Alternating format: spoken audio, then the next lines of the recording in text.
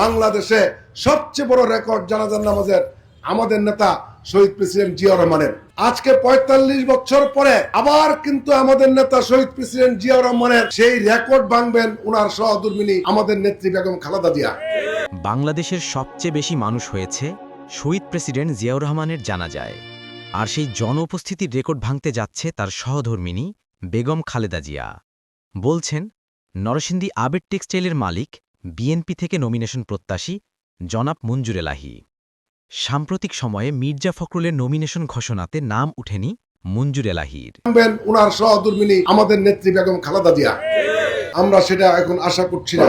দেশের ইতিহাসে সবচেয়ে বড় জমায়েত বেগম খালেদা জিয়ার জানাজায় হবে বলে মন্তব্য করেছেন নরসিংদী জেলা বিএনপির সাধারণ সম্পাদক মঞ্জুর এলাহী। বাংলাদেশে এমন কোন মাঠ কিন্তু বাংলাদেশে নাই যেই মাঠে জানাজার নামাজ পড়ার জায়গা হবে। পৃথিবীর ইতিহাসে এত বড় জানাজা হয় নাই। বিএনপি চেয়ারপারসন বেগম খালেদা জিয়া দ্রুত রোগ মুক্তির কামনায় নরসিংদীর শিবপুরে অনুষ্ঠিত দোয়া ও মিলাদ মাহফিলে এই মন্তব্য করেন তিনি।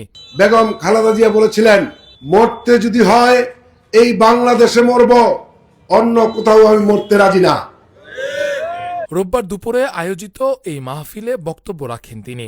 এ সময় তিনি বলেন, একসময় শেখ হাসিনাকে দেশ ছেড়ে যেতে বলা হলে তিনি বিদেশে চলে গিয়েছিলেন, কিন্তু বেগম খালেদা জিয়া দেশের মাটিতেই থাকতে চেয়েছেন।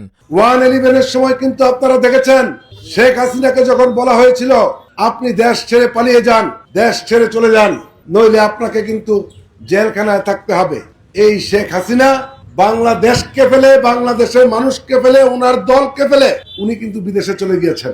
কিন্তু প্রক্ষান্তরে আমাদের নেত্রী, আমরা তখন বারবার শুনতাম আজকে রাত 12টার সময় খালেদা জিয়া বিদেশ চলে যাচ্ছেন, কালকে সকাল ভোর 5টায় বিদেশ চলে যাচ্ছেন, আগামীকালকে বিকাল 6টায় বিদেশ চলে যাচ্ছেন। কিন্তু তখনই কিন্তু এই খালেদা জিয়া বলেছিলেন, মরতে যদি হয় বাংলাদেশে মরব, আমি কিন্তু বিদেশে যেতে রাজি না।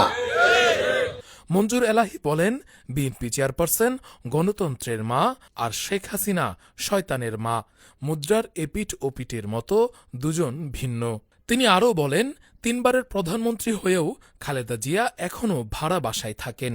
তারেক রহমান দেশে ফিরলে তার জন্য ভাড়া বাসা নেওয়া হয়েছে। অন্যদিকে শেখ হাসিনা ও তার পরিবারের বিরুদ্ধে তিনি দেশের সম্পদ লুটপাটের অভিযোগ তোলেন। উনি হয়েছেন মাদার অফ ডেমোক্রেসি, গণতন্ত্রের মা। তারেক রহমান সাহেব বিদেশ থেকে আসবেন, ঢাকা শহরে এক চিমটি মাটি জিয়া রহমানের পরিবারের কোথাও নাই।